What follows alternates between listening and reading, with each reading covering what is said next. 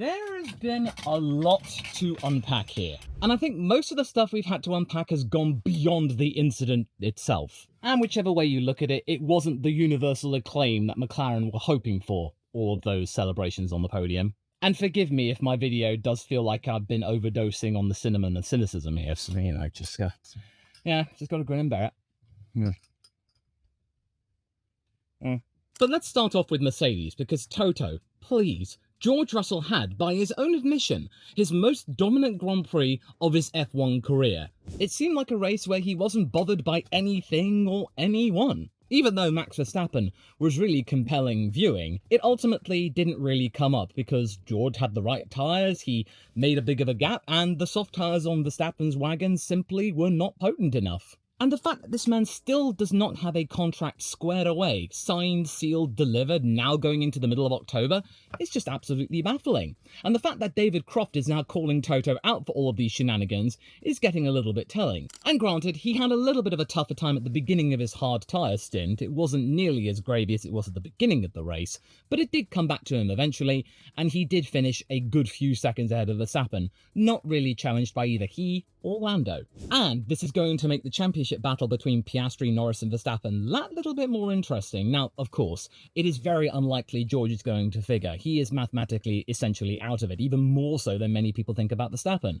But he is now coming on song at a track where we didn't really expect him and Mercedes to be that good at. He could easily be a fly in the ointments of Norris and Verstappen and absolute music to Piastri's ears. As for Antonelli, his start was weak, yes, he even lamented it on the radio after the race, but even though he slipped behind Norris and Leclerc, he did get Charles back and finished 5th. And considering this is the first time Kimi has graced the Singapore track in these sorts of conditions, major respect should be given to the kid. He's now doing his part to ensure that Mercedes might hang on to second place in the constructors, they having a 25-point gap to the likes of Ferrari now. He's only a few points off Piastri's total tally from 2023, and who's to say that Antonelli may break triple figures by the end of the year? Mathematically, of course, because you've got to remember the MCL60 was an absolute boat at the beginning of the year, whereas the Mercedes at worst was average. And also the lack of a safety car for the second year in a row, which made things a little bit less exciting, meant that there was very little room for error, and Mercedes really nailed it. Neither driver looked really weak in terms of strategy. They absolutely put in a really good performance. 35 points to their name. Not bad, me old son. Austin and Mexico are going to be very interesting in terms of what the W16 could do. We all thought they would be really struggling in hot conditions. Now, not nearly as much. It's a little bit more open now, so yeah, Russell could be a deciding factor in this title hunt, my friends. And speaking of title fights, we do have to talk about that team, McLaren. No, Law, they're total losers for what they did. No. The maths are simply not mathing with that particular take. They won because they got their 10th Constructors' Championship. Yes, you are right to think that what they did in terms of celebrating wasn't a good look, it wasn't clean, and I will lay myself bare at least a little in a moment. Yes, neither Lando or Oscar had enough to push for higher placements, but the pit wall were probably not all that concerned, because they got to celebrate for real this time, unlike in Baku, where they probably had everything ready to go in boxes, but then they had to just zip them back up again and send them off to Marina Bay. So yes, in the technical side of things, it was pretty cut and dry, but the human element of all this, that was where things got a little bit spicier. Whilst Oscar tried and failed to mug Verstappen on the outside into turn 1, Norris made the most of it and attempted to do that on the inside through turns 2 and 3, who apparently in interviews didn't notice, yeah right, bumped Piastri's side, snatching 2 places in the process. Now, I'm not gonna lie, that was a hustle, and the kind of racing people have been demanding from Norris all year. Unlike in Canada, it actually converted. In terms of making things a little bit more exciting, Lando, you honoured your paycheck. Lando fought like he meant it. It's all the stuff after that which has gotten the world buzzing and has diminished the achievement that McLaren have managed to do in securing the constructors with 6 races to go. And Oscar has realised that once again, the terms of engagement between he and Lando have been changed on the fly as he's out there in that car. And I think the frustration that we saw from him on the radio and him actually disconnecting the radio whilst Zach Brown was in mid-flow and congratulating him for the whole thing that Oscar has done for McLaren back-to-back champions, yeah, that was born from the fact that he probably doesn't know where he is anymore, and whether or not it's worth sticking to the script. Because I thought the main element of papaya rules was to race cleanly and, most importantly, not make contact, regardless of the context. And it's only been made worse for the fact that papaya rules the term exists. If it didn't, then this situation wouldn't be a big deal. It would be just hard racing. But papaya rules do exist, no matter what Lando says, and the definition has become a hot mess. One which Oscar did not want to hear much of after the race. And I'm not gonna lie, the shot of him in the media pen looking at that and then just cupping his face, oh, I felt that. And as for the damage related to Lando's front wing, it does go to show that the calls for more consistent stewarding are very much valid, because Kevin Magnussen in 2022 sustained very similar damage to his front wing where it was bent at a certain angle and he got the orange meatball flag, which means you have to come into the pits immediately to repair said damage, as instructed by the stewards. Whereas with Lando, no such thing. McLaren clearly convincing the FIA stewards that there was no reason to worry. And arguably, they were probably looking back to what happened with Charles Leclerc in China, where he had no end plate at all, and it actually made him a little bit faster. I don't know how these front wings work anymore. But nevertheless, the garage at McLaren now looks like a family WhatsApp group chat after someone brought up politics at dinner. It was on tenterhooks, probably, and only family ties have kept it from going thermonuclear. But a title secured is a title secured, and doing it with 6 races left tells you all you need to know about 2025. McLaren did all the heavy lifting at the start of the season to ensure that they had this big enough gap, and the rest of the grid is catching up, with Mercedes and Red Bull leading the charge, and Ferrari, well, they're being Ferrari. And I think the hangover out of all of this is not only the stuff that they're probably experiencing right now as I'm recording this video, but it's that now that Piastri is realizing that perhaps he maybe should not trust the pit wall as much as he has been, that things might be a little bit off, and that maybe he is losing faith in the entire project. And that is something McLaren should really take seriously and actually show some action. Otherwise, it's going to be Oscar that demonstrates the action, and he will not care about the consequences. I will save myself for now and wait for a video tomorrow to really just process what's gone down, really think about this from more of an outsider's perspective. So be sure to subscribe to this channel to get that video when that drops in about 24 hours or so. And in reality, Oscar is still ahead of the championship. He only lost 3 points to Lando. He's still got 22 ahead of him with 6 rounds to go. It's not the end of the world. Also, the people saying that, oh, well, Oscar could have been up there, but the team would have broken FIA protocol about having non-relevant personnel up there. Well, yes, as we saw in 2002. Michael and Rubens changed places. They got a $500,000 fine, or I think it was $1 million. Well, Ferrari had to stump up a major fine for that breach of protocol.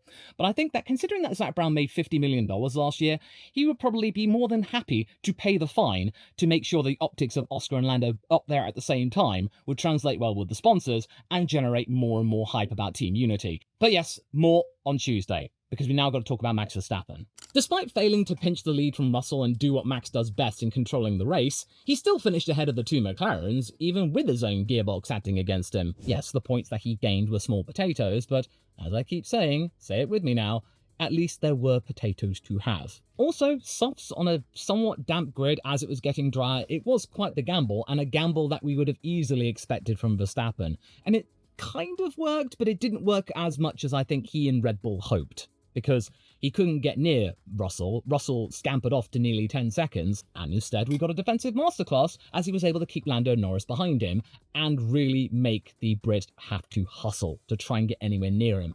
Only one real overtake, and even then, that was a bit of a really damn dead dive bomb on the outside, denying Lando those 3 extra points for second place. And it now means he is that little bit closer to Lando, but it's not quite enough for us to all say game on. But it certainly meant we're not saying, oh, it's all over now. It's somewhere in between. And it does make you also think that had the downshifts actually been working in Verstappen's favour, then maybe he might have been a bit of a challenge to Russell. But even then, those two fighting each other, oh, I really want a championship battle between the 2 of them because they would not hold anything back. As for Max and Lando, as George was talking to the media after the race, there's very much something going on between the 2 of them. Something is off in their relationship, that they aren't really on speaking terms after what maybe happened in qualifying, maybe other things that Lando has been saying about Max, about, oh, he's only that good because of his parents and them being racers, and I didn't have that, so woe is me. Seriously, Lando, you do put your foot in it sometimes, and I think you put your foot in it with the Verstappens. And in terms of what happens, we don't want Fernando to go. Please don't go, Fernando. We are entertained. You are still worth it. You have still got it. And what Fernando has done is overtake Lance Stroll in the championship. He silenced that particular chestnut. Lovely radio sound bites from the Spaniard to add to the archive, such as the hero of race. Getting into Q3 was good in of itself, but to ultimately finish 3 places higher, including with Lewis's penalty.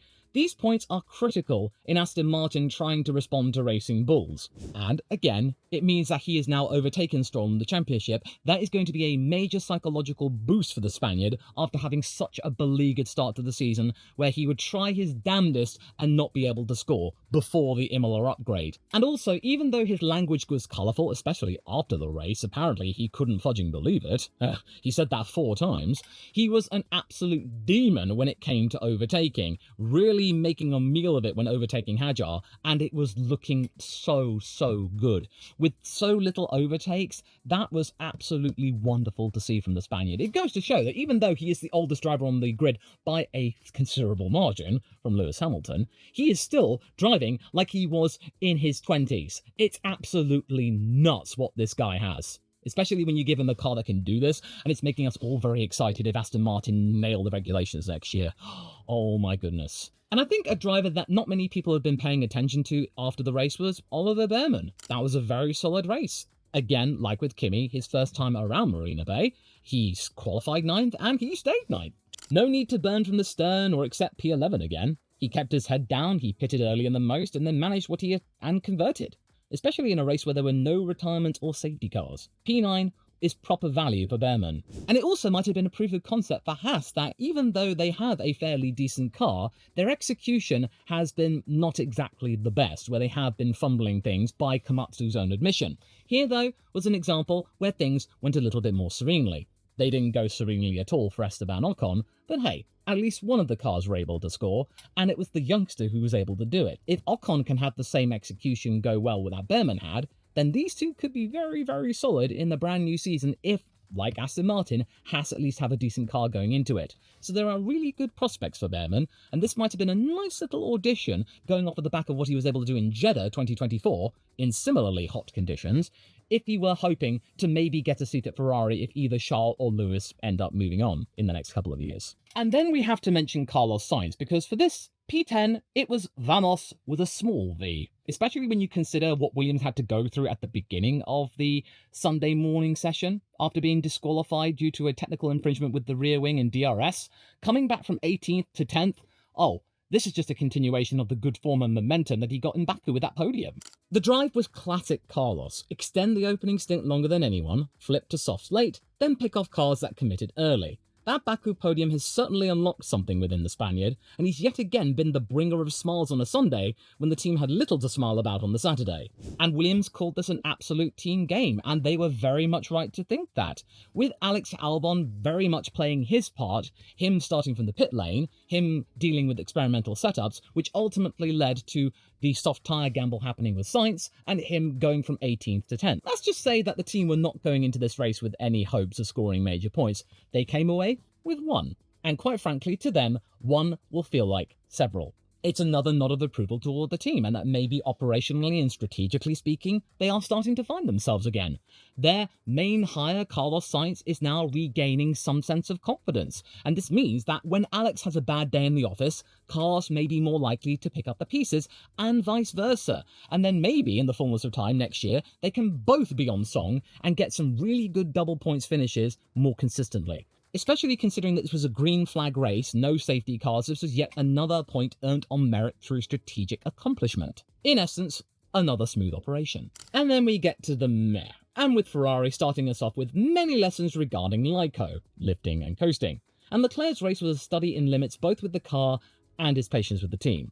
And recently, Charles had been refuting all of the rumours surrounding his commitment to Ferrari, saying he would only leave if he stopped believing. And I'm believing that he was at his wit's end when he blasted on the radio, when he was telling his engineer that he was practicing LICO even before the engineer was suggesting LICO. And it looked fairly decent at the start, him managing to take Kimi Antonelli for 5th place, but then losing out again to the Italian, so he finished where he started, Charles, in 6th place, essentially losing the fight on pace. As for Hamilton, admittedly, things were looking incredibly spicy, and it was very much reminding me that soft tyre gamble from Lewis at the end of what Mercedes tried to do in 2023, which did give him a podium. He almost got Kimi, but then his brakes exploded, and it meant that he got pinged for track limits 1 time too many, and the post-race penalty dropped him behind Alonso, and I'm sure that Alonso would have thought that would have been good karma. And I think the biggest worry for Ferrari is not the brakes, but the trend. In terms of outright execution, they are falling way behind Mercedes, who pulled off another 30-plus point haul, whereas Ferrari could only manage around about just a little bit more than double figures. And they're very much having to look over their shoulders at Red Bull, who could easily take them, and they'll be ending up in 4th place. And in terms of the optics for the Ferrari executives, the hiring of Lewis Hamilton, finishing 4th place in the constructors when being so close to winning the damn thing last year isn't a good look. And again, this is not anything on Lewis's part. This is down to him being sold a dream, which has turned to be a nightmare.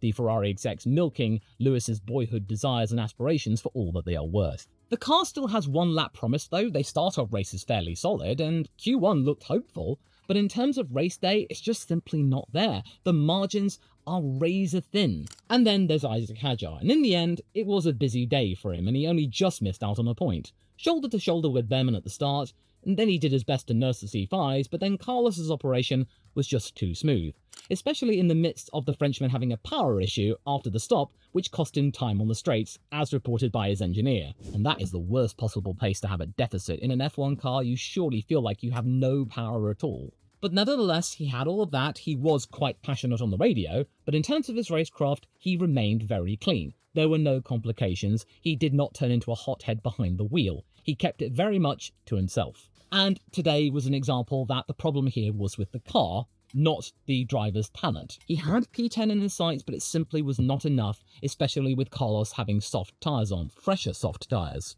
So, yeah, Isaac, you did the best you could given the circumstances. And then Lance Stroll. He started on the softs and stretched them for an eternity praying for the safety car, but got no response. Nevertheless, he was really impressive in making those soft tyres last the way they did. And then the radio quip that he had, that the mediums in comparison felt like they were 100 laps old. Yeah, if there's anything that Lance is learning from Fernando, it's to be a demon when it comes to radio transmissions. And the fact he managed to get some really good overtakes on and managed to make those tyres last means that he was sort of tempting fate with the whole you can't overtake here sort of thing. He was actually doing something with the car, but unfortunately not nearly as enough stuff as his Spanish teammate was able to do. Him scoring the points and him overtaking the Canadian in the standings, which means that that psychological boost that Lance had is now in Fernando's hands. That is going to sting a little bit. That being said though, there is hope that Lance can maybe figure, because the Aston package has certainly recovered, and even though the team and Adrian are saying that he's not paying attention to the 2025 car whatsoever, oh come on, he so is. It may be very indirect, but it's something. Maybe him just being in the building is enough to make some sort of a difference. So who knows, maybe when they go to Austin, it might be a better time of it than they were the last time they were in the USA at Miami, which was arguably their worst race of the season. And now we get to the losers, with Yuki Tsunoda calling it for what it was. Him saying that the first lap was the worst of his career, which is impressively blunt, but not inaccurate. I mean, starting on the soft tyres like his teammate Max made sense, since Verstappen felt like it was worth trying to do. But unfortunately, the Dutchman was able to do things with it, whereas Yuki was not able to do anything at all. And it meant that he got stuck in traffic, and there was very little that he could do, him ultimately finishing only one place higher than where he started in P13. Thusly, he got stuck in the DRS train, the accordion, take your pick of all the terminology, and there was just really not much he could do. And especially considering that Tsunoda's doing his best to not be the hero and make any absolute bold moves that could damage his car. No, he needs clean weekend. He might have been a little bit too clean, and not taking the risks, which meant that maybe he might have been in with a chance of 1 point to recover it. 1 point would have been enough. But hey, at least in Tsunoda's mind, he wasn't the lowest finishing Red Bull driver. And he did actually play his part in getting out of the way when it came to the Verstappen-Norris battle, so he didn't impede either of them. And also we could see that Red Bull's pace is real, the car is improving, and Yuki's pace is not in doubt here. It's just the fact that his start was absolutely abysmal. But we really need to see more from the driver if Red Bull hopes to maybe be the runner-up, or maybe at least finish third in the constructors, which wouldn't be too bad for the team. And as for Alex, this weekend, this was an extended test session. A pit lane start with reportedly an experiment-heavy setup, and he had to deal with traffic. Yep, it's going to be a long day in the office for the Thai driver. But at least he has helped his team out in coming away with a point by proxy. So ultimately what he did for the team was worth it. He got something out of it. And I'm pretty sure he got plenty of kudos from James, Carlos, and everyone. So brownie points all round, as well as a championship point. And the car did actually have a bit of pace. He was able to recover to 14th, so that's something, but it does make you think that if he was able to start 15th, he might have been in contention for those points, maybe alongside Carlos, if they decided to do the same strategy. But then you might be thinking, well, they might not have come up with that strategy if Albon was going hell for leather. So it's basically swings and roundabouts. He was ultimately compromised by traffic, even though he did finish ahead of that massively mad battle for the final 5 positions. It was damage limitation for Albon, and he did it with good grace. So in terms of the team morale, the apolitical element of Williams, it was very much justified. He swallowed his pride, Alex, and he helped out his teammate, like how Carlos helped out Alex back in the day in the earlier elements of the season. At least he can have the satisfaction that his Sunday wasn't a waste of time. It got something. And Williams learned a thing or two when it came to processes that will benefit them next season. It's better to get these mistakes out of the way now than later. And mistakes, oh dear, Lawson, after all of those red flags that he made during practice, oh my goodness, oh man, this was not a good thing to have after his best race of the season in Baku. Liam, on strategy, raced a very long first stint. He did get up to 8th, and he was there for a while, but that safety car failed to show up for a second year in a row. So, naturally, they had to call time on it, he fell way down the order, and he ultimately finished 15th. So, it was very much worth a gamble, but it wasn't to be. And the reason why you would call him a loser as well is because, well, he is the lowest position Red Bull driver, and also he did have those incidents on the Friday and Saturday morning, which meant that it was very much a repair job for the team, and it disrupted many other drivers. At least he was clean in the race, though. And unfortunately for him, the car lacked the balance and the pace that he really wanted to try and make anything up in the order. So unfortunately, this was the best that he could come up with. And as for Esteban, this was Baku all over again. A burn from the stern attempt fizzled out once traffic hit, and yet again, no safety car.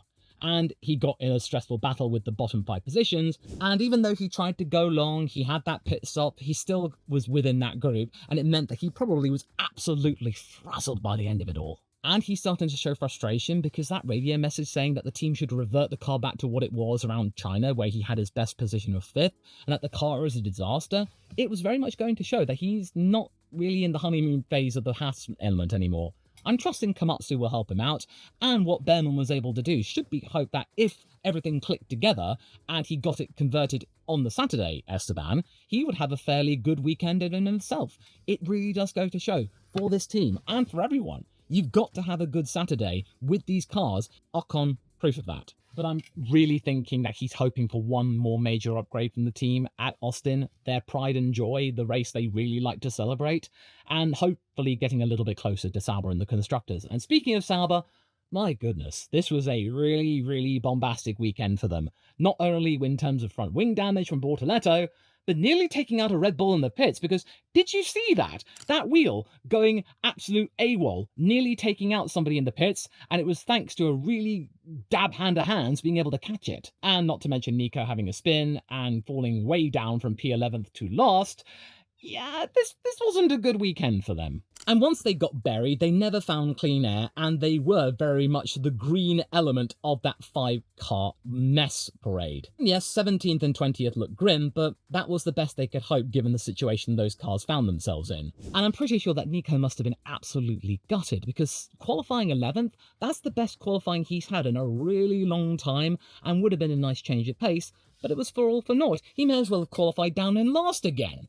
And yes, the team have got plenty to be happy about this season, but this weekend wasn't one of those examples. Not at all. And for Audi, it's not that disastrous. It's all part of the process. Like with Williams, they're very much learning by failing upwards. That's what they're trying to do. This being yet another example in terms of processes and strategy. Let's just hope that the 4 rings are a little bit more, solid. And if they miss out on 8th place, oh well, it's a shame. More ATR time though, but it's a source of pride now. And then we finish with Alpine. Franco did fly as high as 12th, but Gasly's pit lane start after part Fermi changes were the most accurate interpretation of where the team and car are at right now.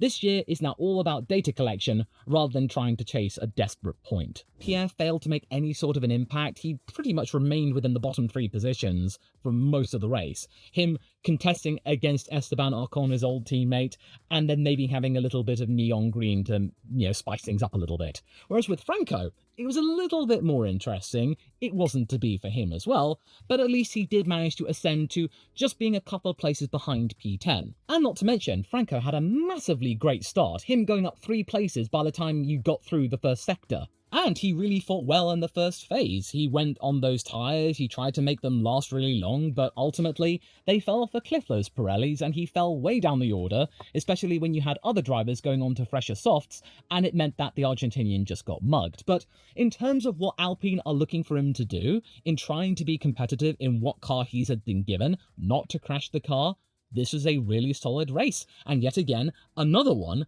where he outqualified his more experienced teammate and finished ahead of him. 16th and 19th is proof of what everyone over at Alpine has been trying to tell us, that low grip street circuits expose their car's weaknesses the most.